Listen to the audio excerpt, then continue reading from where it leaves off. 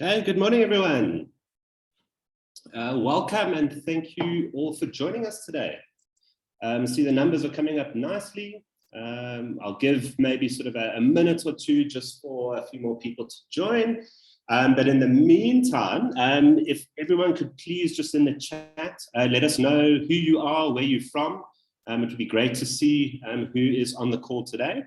But at the, I don't know what version of Zoom you guys currently have, but just at the bottom, if you could just please make sure that you address your remarks to everyone and not just the host or the panelists.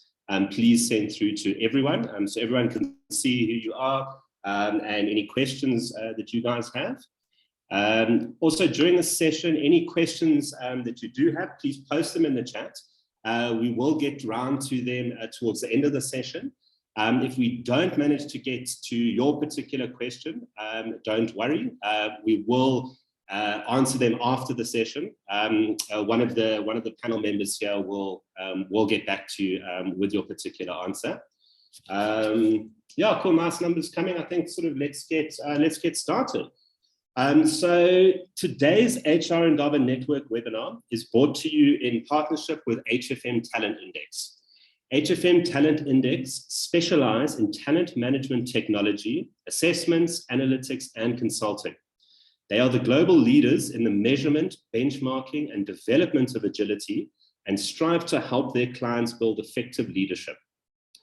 So in modern organizations, it's not about whether or not to change. Instead, change resilience is mandatory for survival. Agile leadership makes the difference between organizations that are proactive in the face of change and those that are reactive. Agile leaders are the cornerstone of a culture of agility and high performance. Today, we are joined by eminent business leaders from 4 highly dynamic organizations. We have Kurt De Bique, who is the HR and Learning Manager at Maersk. We have Pat Smith, the Talent Management Manager from PEP. Jaintheran, who is a Director at HFMtalentindex. And Dr Jonathan Louw, the Group CEO of Horris United Universities and the former CEO of the South African National Blood Service. Now, on that note, Ravi Reddy, who's the current CEO of the South African National Blood Service, was meant to join us today, but urgent requirements in his agenda that he had to attend to means that he unfortunately won't. But we've got a fantastic panel here today that really are going to shed some amazing light on what agility means. So sort of just the format today, I'll very shortly ask Jaintheran to come on screen and he will open up the discussion by introducing Agile leadership.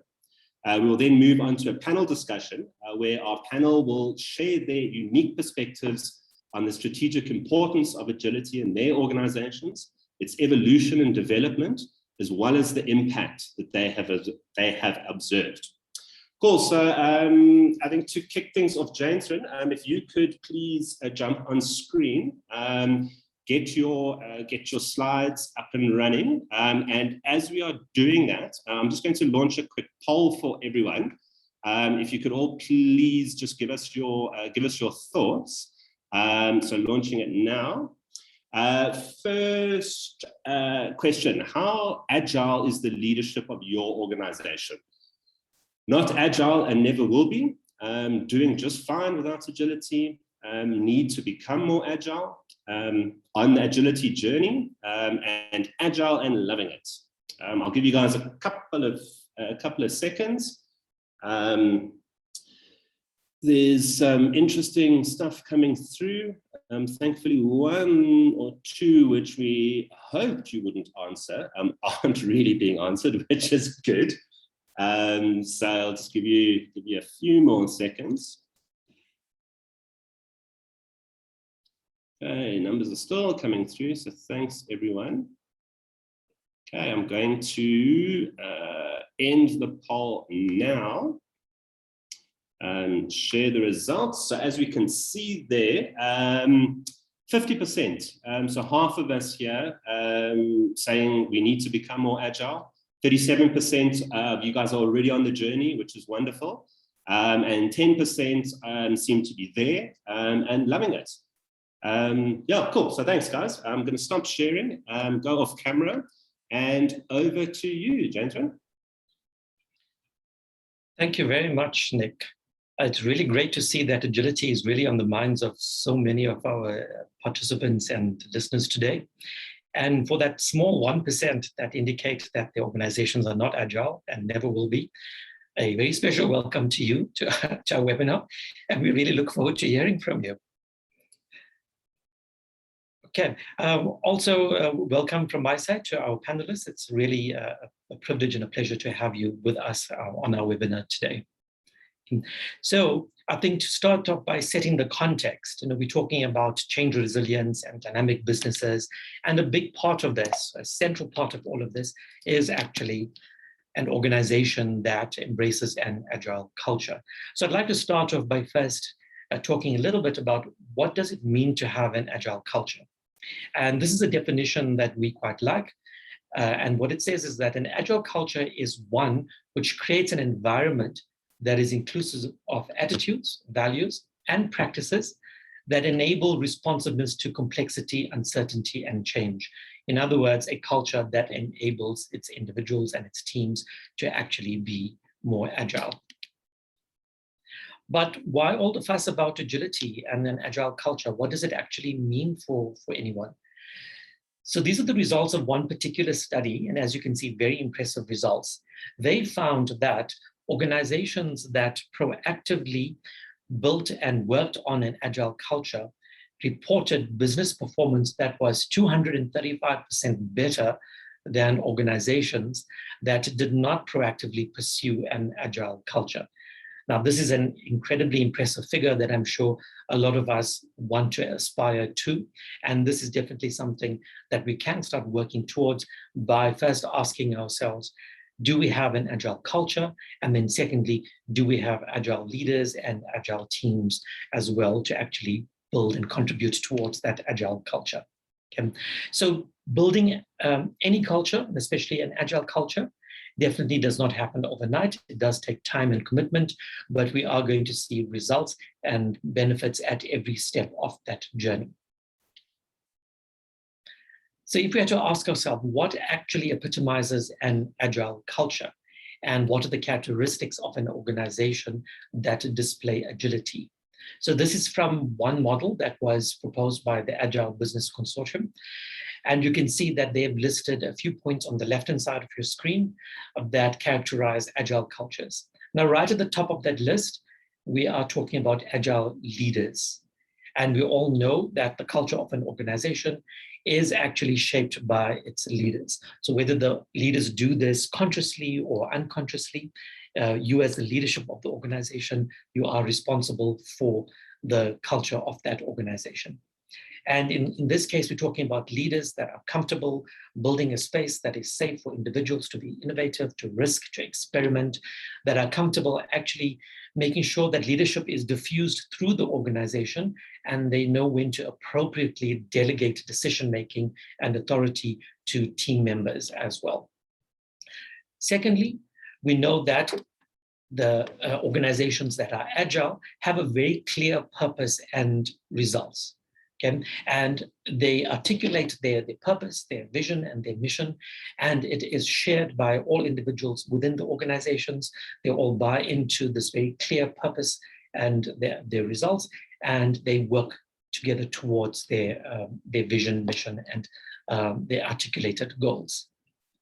Thirdly, agile cultures actually value well-being and fulfillment of its employees, of its community, and they make a conscious effort to value happy and a positive environment over fear-based stress and an environment that is characterized by autocratic leadership.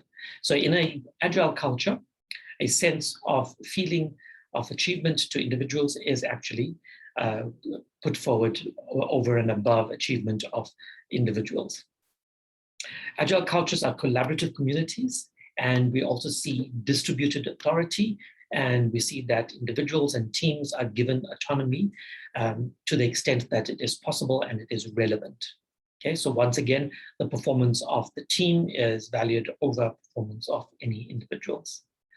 Agile cultures are characterized by trust and transparency, and this also includes loyalty, integrity, and commitment to transparency, openness, and honesty. And then I think fairly obviously, Agile cultures value adaptability to change. So they have a strong core that provides stability, but also embracing flexibility to adapt and change. And part of that strong core is that well-articulated purpose and meaningful results that they want to achieve. The last characteristic is innovation, learning, and personal mastery. Now, this is certainly not something that is new. We know for quite a while now, learning organizations have been valued, and this is very similar. So we're saying that Agile cultures actually create psychological safety. They create opportunities for thoughtful experimentation, for learning, and for reflective practice that move towards personal strengths and mastery. So that's what characterizes an Agile culture.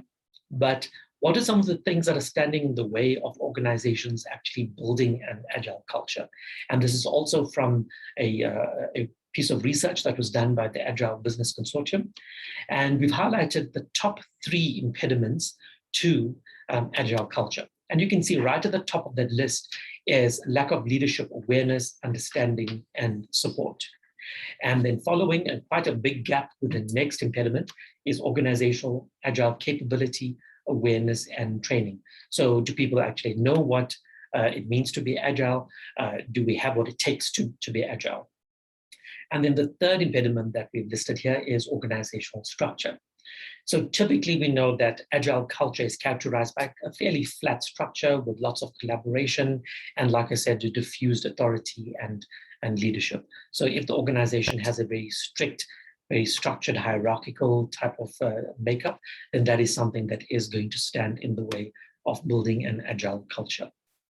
And let's next look at, before we move on to our next slide, I do believe that we have another poll, Nick. Yes, so launching that now. Thanks, Jaintheran. So just the second poll, if you don't mind. This is multiple choice.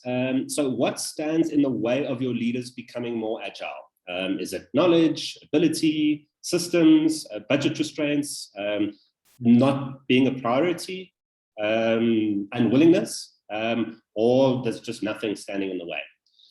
So I'll give you, just like before, give you 5 to 10 seconds, please, just to complete that. Sure, and currently seems like a bit of a mixed bag. No one clear leader here. I'll give you five more seconds.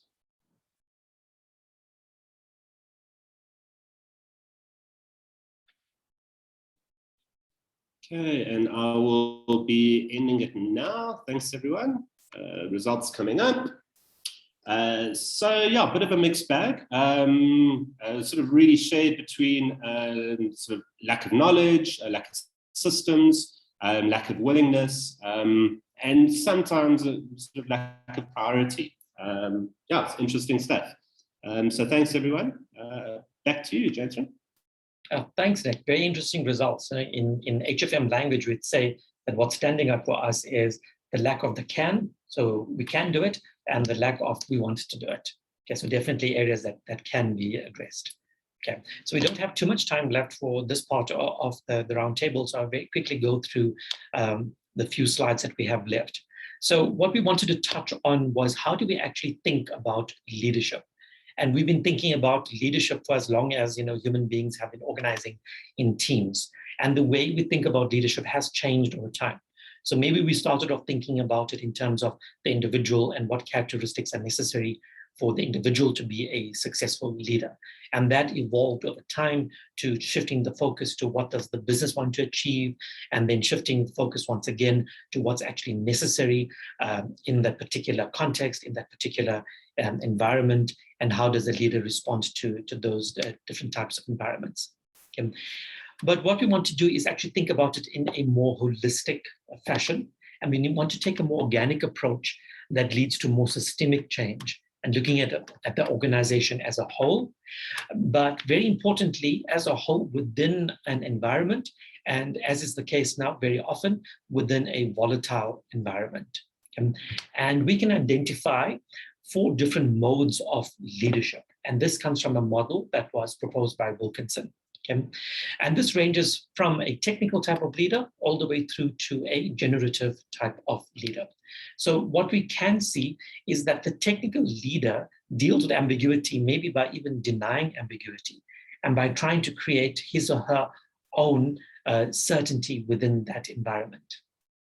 Then we move on to the cooperative leader that tries to deal with change by building teams to mitigate the risks that are associated with uncertainty and ambiguity.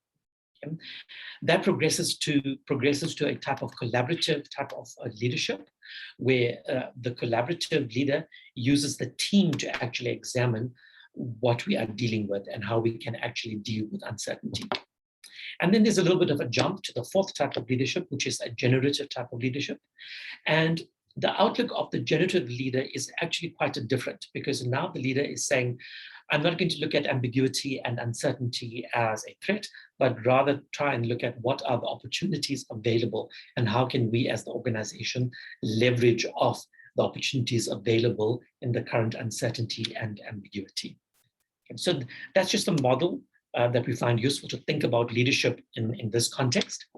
What we also wanted to acknowledge was that agility is not something that was invented recently, and organizations have been thinking about agility for quite a while now, and maybe they have been expressing it in different ways, using different terms and words to talk about agility.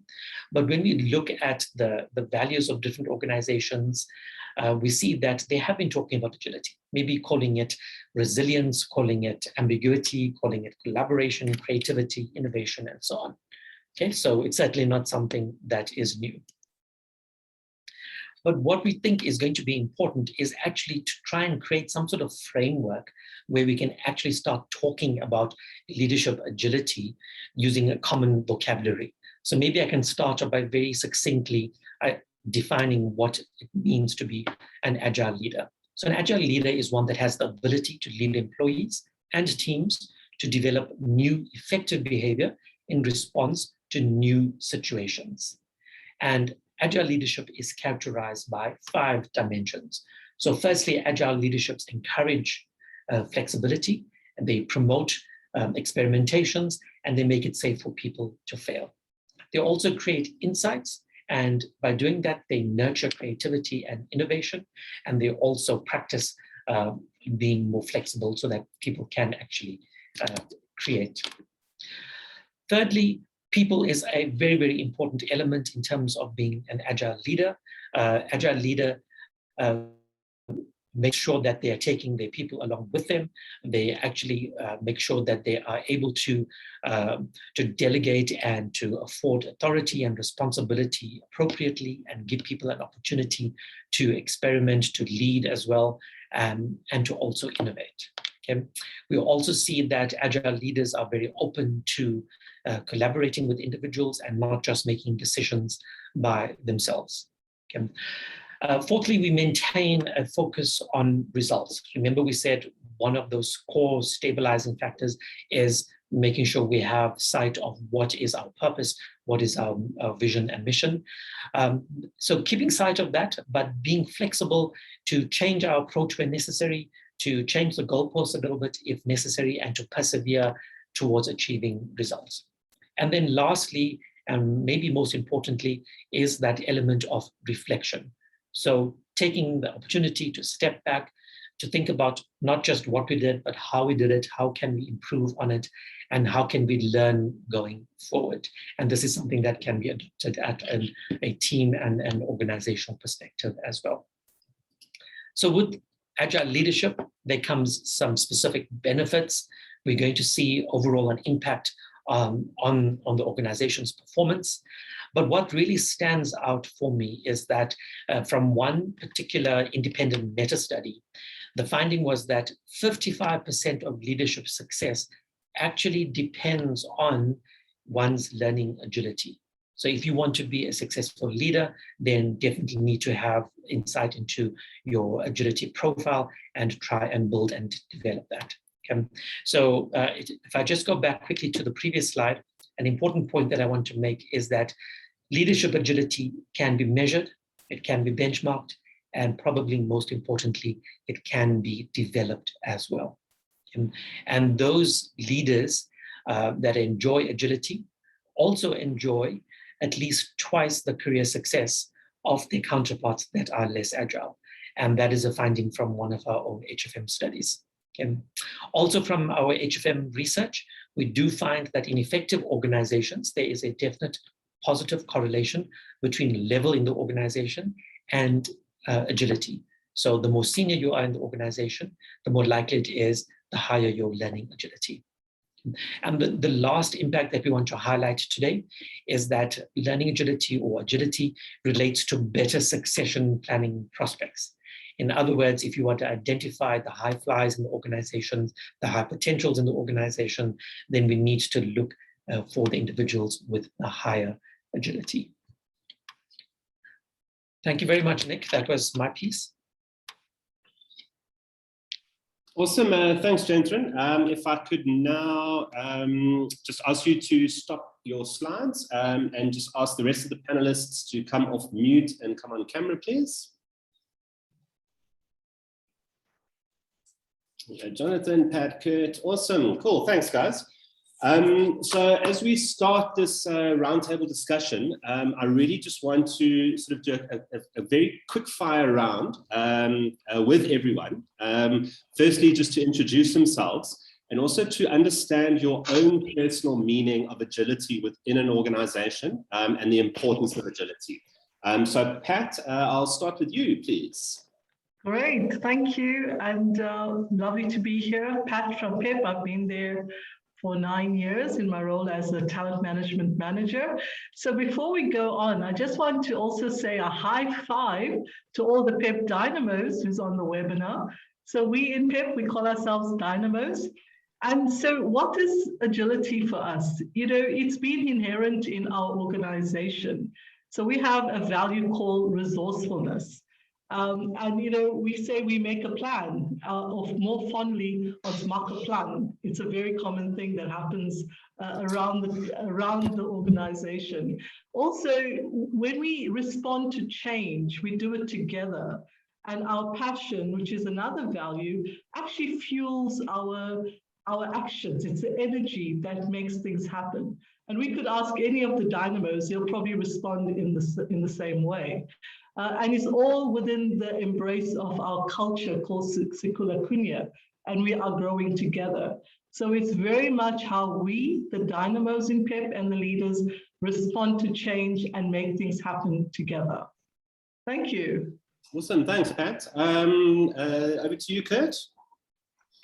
Thank you. Thanks, Nick, and thanks, Jaintheran, for laying the foundation there. So, yeah, I've been with Maersk for the last 4 years. I look after learning for Africa as well as a senior HRBP role. Now, Maersk is a organization that's been around for 117 years. So you can just imagine the inflection points where they needed to be agile and adapt at different points in that history. And I think for us, we've defined agility as very much being, you know, we're being responsive, adaptive to change, being able to be nimble, you know, in terms of learning, so connecting to that learning agility, being able to look at, you know, that situational adaptability as well. You know, when things does change very, very often in our business, whether it's, you know, we've all been affected by COVID, but whether it's a vessel being stuck in the Suez Canal or weather conditions, we really rely on people to be able to make decisions fairly quickly and be responsive to that change, but still do it with a sense of quality. So agility is clearly defined in our business, and we've got, you know, those leadership kind of dimensions and traits underneath that to make sure we're getting folks in that are agile, and that we've got leaders that can actually lead our organization through the transformation and changes that we go through. Awesome, lekker, thanks, Kurt. And last but certainly not least, Jonathan. Yes, hi everyone, and good to see an amazing mix of people on this call, from Coral Brick to Pep with all the high fives. Reading that on the chat there looks quite amazing. To the aerospace industry, to the blood service, to wow, it's just pharmaceuticals, all sorts. So quite an agile crowd here today, I'm sure. So my name is Jonathan. Once upon a time, I was a medical doctor. I think now I'm just dangerous, and I've been through, I suppose, a number of career changes over my life. So I worked in FMCG, I've worked in private equity, I've been part of the South African National Blood Service for about 3 years, and now I'm running a fascinating business called Horris United Universities. And at Horris, we foster learning to contribute to building winning societies and economies. We basically seek to support and enable creative and responsible citizens across Africa who are capable of leapfrogging obstacles to achieve economic growth and stability for their various communities. And in fact, we have, as part of our key values, collaborative intelligence, mobility, and agility. And these, we believe, unite us in our purpose in securing the futures of our students, their families, and of course, their communities. So we believe in rooting these aspirations in both the academic and the personal skill sets that we teach our students for their success. So basically, we're about education for impact, and that's what I'm doing now. Awesome, great, thanks, Jonathan. So now moving on to the concept of an agile culture. Jaintheran, what are the signals that people should look out for that an agile culture is now required within their own businesses? Wow, good question. Thanks, Nick. So, I don't think it's a case that an organization one day sits up and suddenly realizes, hey, we need to be agile. We're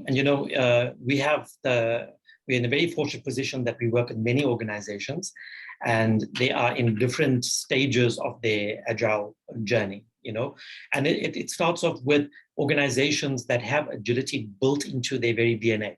It's part of their values, it's part of their culture, and they live it every day. And we have, 3 examples with us today. And then all the way through to organizations that have never even considered agility before.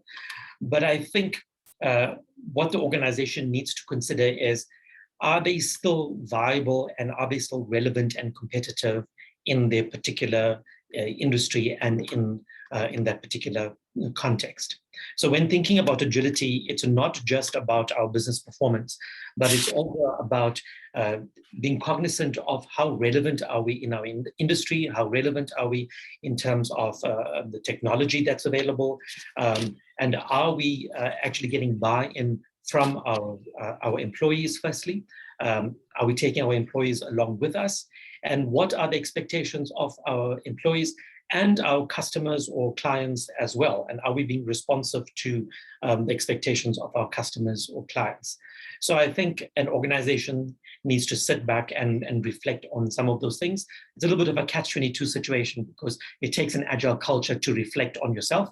But we do need to make that first step at some point. Great, thanks, Jaintheran. Just for the rest of the panelists, if there is anything you want to add on to what Jaintheran or any of the other guys have to say, please just jump in. But I want to talk now about actually creating an agile culture. So, Pat and Kurt, you guys have, you guys have done some amazing stuff, both at Pep and Maersk. So how do we start to create an agile culture within the organization? And how do we ensure that the team is actually up to the task? I'll start with you, Pat. So I think what Jaintheran shared is very important, that we didn't one day wake up and say we're agile. I think it's been inherent in how Pep has kind of put together the culture, the values, the how we do things. And it definitely starts with the people we recruit and bring on board. So we're quite obsessed about how we kind of bring on board people. We talk about the Pep fit. And our CEO would meet senior leaders, our chief executives will meet new dynamos that join us. So we kind of have this kind of collective sense of the kind of resourceful dynamos who have grit, that have resilience, that inherently have that can-do attitude. So it does start with getting the right people into the organization. So once you're there, what does the organization have that enables you to be agile, to feel that psychological safety that I can make mistakes, I can learn from it, I do have the support, and we have this real amazing culture of cheerleading. So my being here, I feel supported by the organization. So whatever decisions we make, even if we have to fail, we will tease you about it, but it's in that spirit of camaraderie. Like a great example would be at some point, somebody thought it was a great idea to sell DIY coffins in PEP, right? It was a dismal failure. We do tease that person about it, but it's fun. So, you have that sense of it is fun, you can fail, we can learn, and then respond, in a different way. So all our businesses and how it's diversified, from what PEP was, just a main clothing, footwear, and home business, we've kind of diversified our business in response to what the customer wants. So in that way, if you see how we listen, very importantly, so leaders do listen, and we respond. So, and in that, we don't take a long time to make decisions because there's such a high trust and support. Decisions can happen quite quickly. So, in terms of a taxi business, our cellular business, our home business, it's all just diversified because it was somebody's great idea. Let's sell airtime in our stores. So we make it happen. So I think over the years, the leaders we've selected have just embodied that same spirit. We hear, we listen, I communicate, and we make decisions quickly, knowing that we have the support around us. So I hope that kind of helps to answer a little bit of how we've done it. Fantastic, thanks, Pat. And from your perspective, Kurt, what worked on your side? So I think everything starts with strategy, Nick. Maersk, if you look at Maersk, let's say 6-7 years ago, you would see the composition of the organization quite different to what it is today, and the strategy quite different. So we moved from being a major, let's call it conglomerate of many different businesses. As an example, we were in oil as well, and some other businesses. And at some point, you talk about reflection. There was a point of reflection, at a very significant level, saying, hey, we need to adapt and change our strategy based on, as Pat also said, their customer needs, what's happening in the market. So we embarked on a major transformation where we sold off. We really focused on streamlining our service as an integrated logistics services provider. Now, Maersk is the largest global container shipping company in the world. We transport basically a fifth of anything around the world, every commodity, clothing, whatever, fruit, whatever it is. But we realized, just having the highest fleet of ships, largest capacity, and so on is not enough for our customers. What our customers want and are asking for are integrated solution that links to technology, but then also offers services not just on the ships but on land. So we then started embarking on acquisitions around warehousing and distribution, around cold chain, around customs house brokerage, basically meaning that we can now offer an end-to-end solution, not just on carrying on sea, but on land, holding it and then transporting it. And even up until a couple of weeks ago, we made another couple of acquisitions in the e-commerce space, to the extent that we're now going to be doing parcels deliveries, because that's what our customers are asking. So at that point, a number of years ago, it was very explicit to say we need to be very clear that in order to change, we're asking people to do different things, to have capabilities that they may not have previously used, and we also needed to infuse our culture with some new thinking and talent. So that change in strategy really, I think, sparked on the whole agility journey within Maersk. And I think the biggest, let's call it indicators of that being successful is the fact that those businesses that we've now come into is undergoing significant growth. So we're seeing growth not just on our ocean business, but on our logistics, on our services, which shows you that people are fairly adaptable, agile, and can transform to support something completely new. So, and that's not easy with an organization with 80,000 employees in 130 countries. So it's really around scaling that and making that, very, very explicit and measuring people to that across, across all of our people processes to obviously support the business. Awesome, thanks, Kurt. And Jonathan, have you you had any sort of different experiences in the, as you mentioned, the multiple roles you've held? Yeah, look, I think diversity and experience is a great gift, and that's something that I've really enjoyed in my life. It's been a bit stressful and challenging, but I guess that's what the tree of life throws at you. But maybe just to share one or two insights. I think, as Kurt was saying, strategy is very key, and clarity of purpose. And what I would suggest is utter simplicity. So if you're running a business, I remember when I first joined the South African National Blood Service 4 or 5 years ago, I couldn't quite make sense of what they were trying to do and what the strategy was. It was a bit all over the place. And what we found after having sort of sat down and got the best minds and hearts together in the business is that actually the corporate purpose was trusted to save lives, because that's what every individual in the business could relate to. Every day they were working hard to save another person's life. So to actually articulate that as a very simple corporate purpose, I think from then we drove a very simple strategy, which was around normal metrics that you'd find in any other business, like cost, quality, availability. And from each of those sort of key parameters in terms of the clarity of strategy came the agility. And then suddenly people started thinking, well, coverage, what does that actually mean? Coverage means I need to get enough blood to every South African. So how do I think out of the box to do that? And out of that, a drone service was born as an example. Now, who would have thought that the blood service would be using drones to fly all over the country to deliver blood to women that otherwise would have died after a postpartum hemorrhage? So once you give, I think, an organization a framework and the flexibility to fail forward, to try and fail and not be castigated for that, you land up developing the agility. And I think, as Pat and Kurt were saying, it's important to hire a critical mass of individuals that have that agile mindset. They can then influence others, and you can make it a safe environment to become more agile. So yeah, certainly in my journey, seen lots of it, and certainly have seen the benefits of developing an agile culture.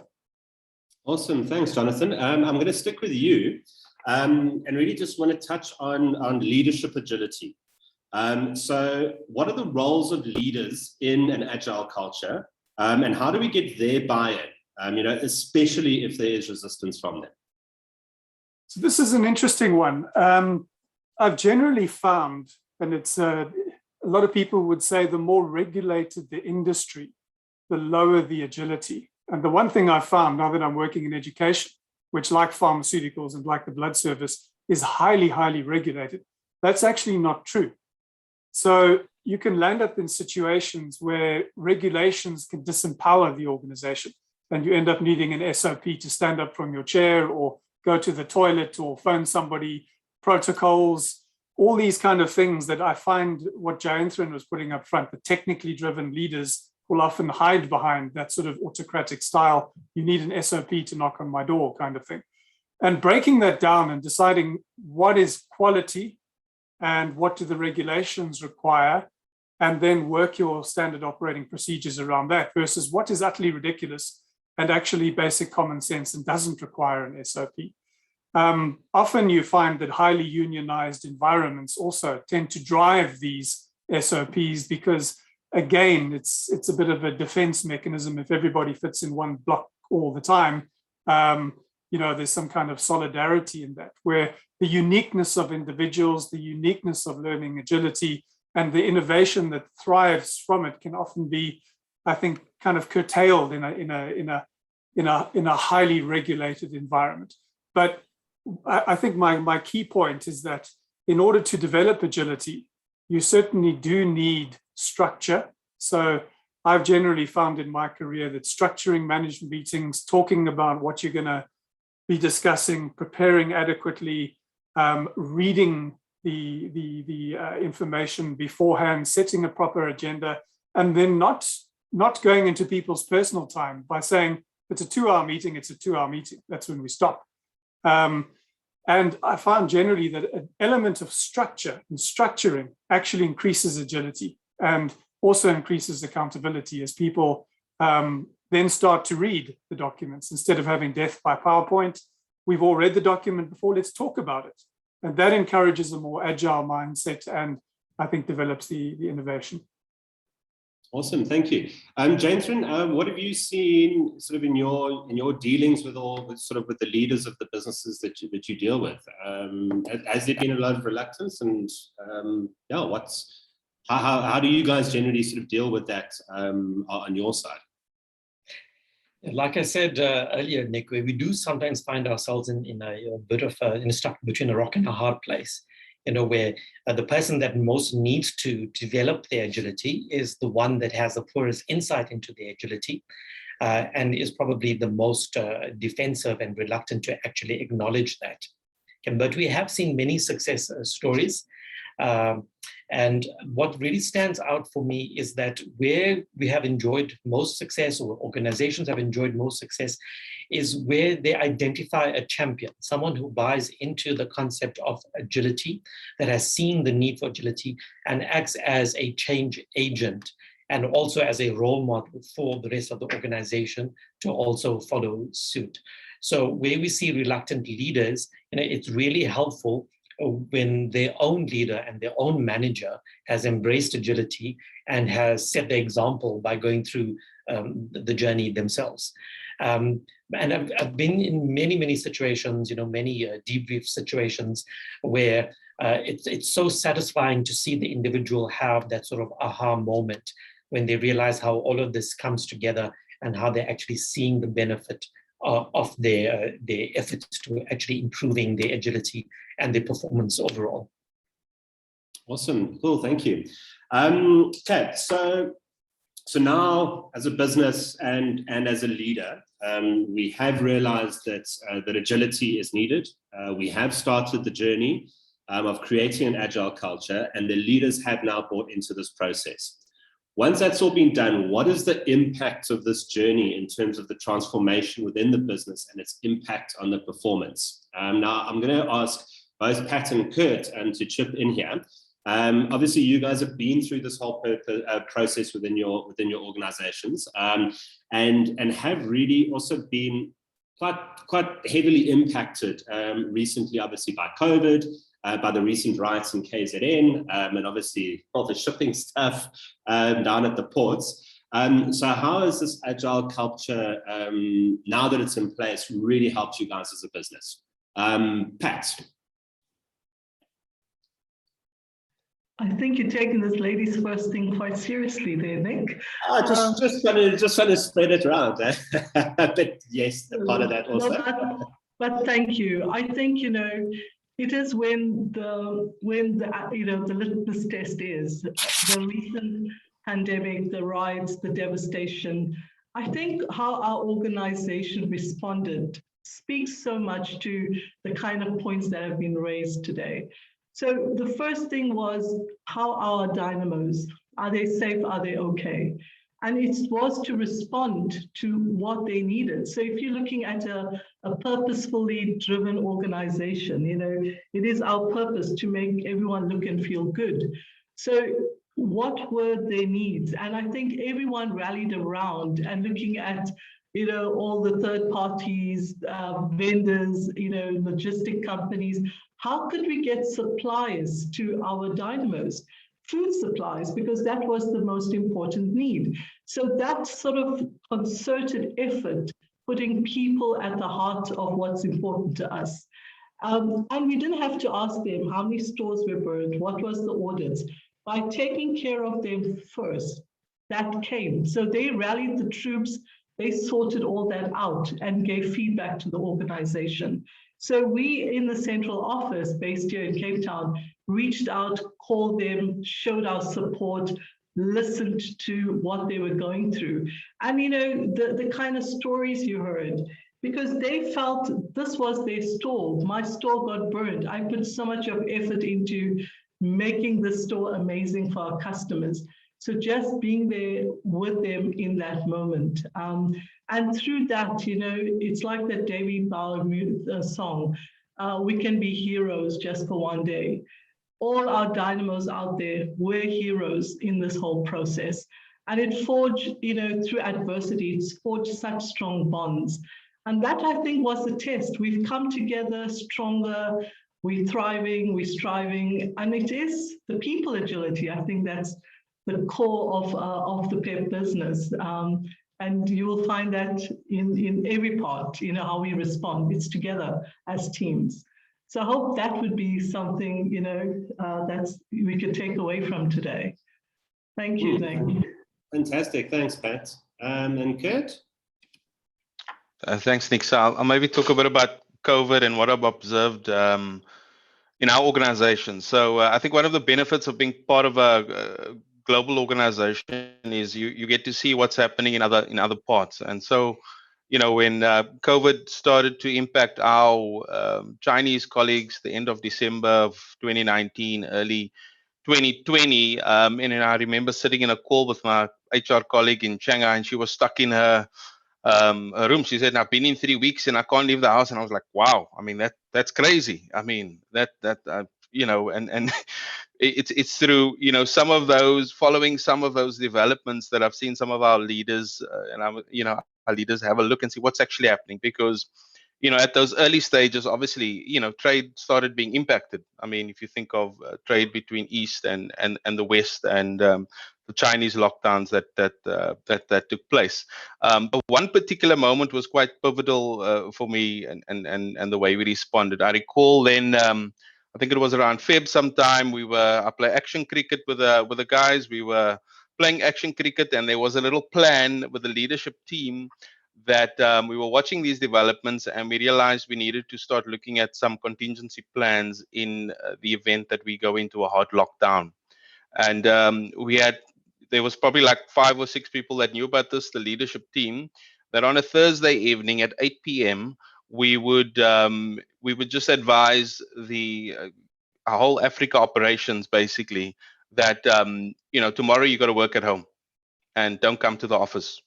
And you know, we've got to try and operate our Africa operations with, you know, 8 to 10 people from someone's house, as an example.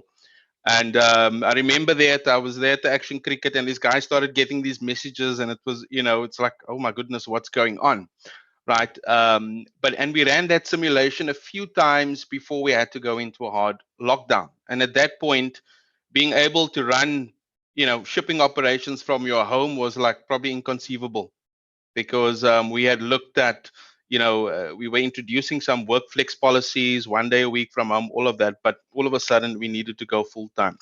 But I think it was that visionary leadership. It's coming back to that, anticipating what is happening outside. What does it mean for us? How do we prepare? I mean, I think there's so many events that shows us we don't know what's really going to happen.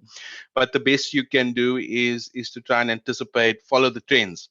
So, you know, I think our leaders really need to have, if you want to be agile, you got to think outside in. And then, you know, if you've got teams or people that you're leading, you got to make sure that they are thinking through this, they're aware what's happening within a global context, because it will ultimately impact us. Awesome, cool. Thanks, Kurt. So we've got just about 10 minutes left. We'll start with some audience questions. There were also some fantastic sort of registration questions that came through. So we'll try and tackle as many as we can. But I'd like to know, I'd like to know, and someone else would also like to know, how the new normal of working from home has impacted leadership agility. Jonathan or Pat, I'd like to take that one. Yeah, I suppose maybe I'll have a go at it. And just picking up from where the last discussion ended off, I would say never waste a good crisis. So if there's one thing about a crisis is it does sometimes bring out the very best in people, and it's amazing how individuals collaborate. I had the dubious pleasure of being case number 4 in South Africa with COVID. So I put my entire executive team and IT team into quarantine for 2 weeks in February of last year.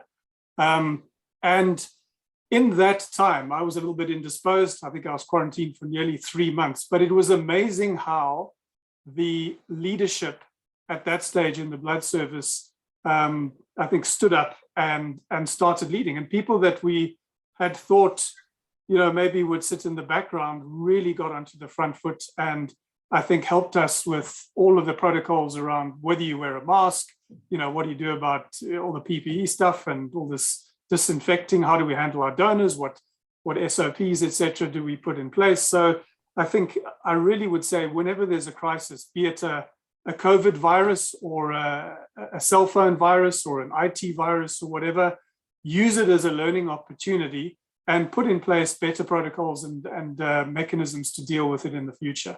And I think also at Horris, we saw that because overnight, 61,000 students that we have worldwide couldn't attend the campuses. And we had to put all of our material online within literally 24 hours. And we had to start a different way of examining people, which is to say you can't sit in a big classroom and do a closed book test. Everything had to be open book. So you had to develop really agile thinking in our academics to enable open book examinations for a commerce or a medical degree or whatever else. So yeah, never waste a good crisis. Awesome, thanks Jonathan. Another question that came in, I'm sort of going to, Jaintheran, throw this to you if you don't mind, and really combine one or two of them here. Someone asked, how do we assess agility in our current leadership? And can leadership agility be coached or taught, or is it within a person, i.e. part of their genes? Yeah, so there's a number of ways that we can actually assess leadership agility. I think probably the most basic way is to rely on the individual being able to reflect on their performance, their behavior, their outcomes, and to try and assess whether they have been agile by comparing it against the benchmarks of agility. Then you could take it a step further and maybe ask for informal sort of feedback from those individuals that work closely with you. Now, the tricky thing about asking for feedback is that firstly, you must be prepared to listen to that feedback. And secondly, you must ask for feedback from people that are actually skilled at providing valuable feedback. You could then make that even a little bit more formalized and try and gather sort of anonymous feedback. So do it in a very structured way and gather the anonymous feedback in a more structured, formalized manner.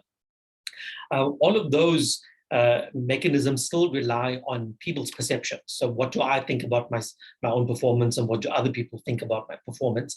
We can make it a lot more structured and so-called objective by actually looking at objective measures of learning agility. So by taking online questionnaires and so on, that will give you an objective view of your learning agility. And one of the great things about agility is that we can actually develop agility. Yes, a lot of it is determined by your innate predisposition towards being agile, but there's also a big part of being agile that is dependent on your drive or your desire to be agile, and then how you actually put that into practice. And those are things that we can both measure, reflect on, and then finally also develop. Great, thanks, Jaintheran. Kurt, I'm going to throw one at you. Someone asks, how are you balancing agility with the ability for leaders to set and manage healthy boundaries?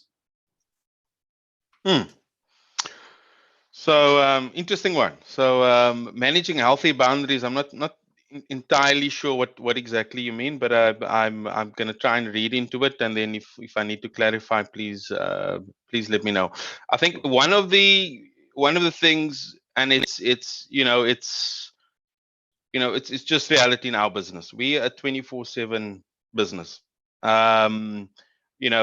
There's at any point in time, the seas are full of ships. If you had to come into one of our offices and we show you how many ships there are actually on the sea at any given point, not just our fleet but globally, you'd be amazed how active it is. So that means there's always something happening. There's always a vessel moving from one place to point B. There's always a manufacturing plant, a customer waiting to prepare to serve their customers, and they're reliant on us as their trade partner to make sure that happens. So that means we need to be switched on at all times. And obviously we've got, our organization set up in that fashion. That means things will often happen at inconvenient times. We're not a 9-to-5 business. And so that means that people need to also be responsive, be available. So as an example, again, I'll use the most recent situation, protest in Durban. I was sitting like most of my friends and colleagues watching Euro 2020 in the evening, and when these things started hotting up, and so all of a sudden there's WhatsApp messages going on, and we're starting to mobilize. Now, in our business, we've got an impact. We can't afford to sit there and say, you know what, I need to watch the game done as much as what I want to, but there's going to be an impact tomorrow, and we need to be responsive to that. So that does mean that built into the culture, people need to be available, they need to be online, and I'm not sure if this is what the what's being read into the question here in terms of potential impact for people. What I think it has shown us, we have to have, coming back to that psychological safety, we have to trust people, because we're not all in one location. We scattered, not just in office but geographically, and so we're highly reliant on people to have that sense of to be adults, to have that sense of responsibility, to be able to change and adapt in those situations. What we then do, of course, is to make sure that we need to avoid things like burnout. Mental health is certainly a massive focus for us, for employees that are working excessive amounts of hours just behind the computer, right? So there's simple, small gestures around, here's a voucher, take you and your wife, go have a dinner. There was one day we did where we said no meetings, basically a no meeting day, which was tough for us. And then obviously there's a recognition and time off, and really tracking leave management as well, so that people have breathers in between. So, at some point myself, I also questioned, does agility mean that you're available all the time, anytime, you don't switch off? No, it doesn't necessarily mean that, but we need to, as a business, manage our offering to our customers, and then make sure that we've got structures in place to support our customers, then also look after our employees and make sure that they are healthy and can, we know engagement, you can't deliver if you're not engaged, if you're not healthy, if you're not doing well. So it's in our best interest to look at that from a people perspective. Awesome, cool. Thanks, Kurt. I think we've got time for one more, and I thought this was quite an interesting one, because now we've been talking about everyone turning into sort of agile managers. So, Jonathan, I want to ask you this. What happens when you have an organization of mostly very agile managers? Does it translate into chaos, or does it still have focus? Yeah, I think if I think about the organization that I'm in now, it's incredibly agile, because it was a private equity startup. It's a young organization. It's driven by incredibly agile, self-starting leaders who are pretty different. So it's a bit like herding cats in some senses of the word, where I've got very different personalities to deal with. But in the other sense, the agility and just the common theme, the common culture and values drives, I think, the right sort of respectful behaviors when you bring the individuals together. And that really is where I think, as the leader, one needs to set the tone. You can have incredibly agile people running off the reservation all over the show, but providing they're, I think, respectful to one another and respectful of the team overall, being greater than just their individual performance or capacity, I think you land up in the right kind of space. So I think as the leader, setting the norms of behavior and making sure that there's decent adherence to values will enable you to contain very, very innovative spirits and still get them to deliver. Awesome. Cool. Thanks, guys. We could carry on all day, but we do need to be respectful of people's times. So just sort of in closing, I just want to bring up our next session. So it would be great. This time next week, we've got a session brought to you by Maersk on data-driven diversity. So please, everyone, visit chro.co.za/events and register for that, and hopefully see you all next week. But really, just in closing, thank you for spending this hour with us in order to learn more about Agile leadership. Also, a big thank you to our speakers today who took the time out of their busy schedules to share their unique perspectives. We'll be in touch with you to share the webinar slides, recordings, and other resources. And lastly, thanks to the HFM Talent Index team. If Agile leadership is a priority for your business and you need some guidance along the way, I highly recommend you reach out to them. They help their clients every day to understand and grow the agility of individuals, teams, leaders, and organizations as a whole. So thanks again, and we'll see you next week for the next webinar. Have a great day, everyone. Cheers, cheers. Bye, everyone. Thank you.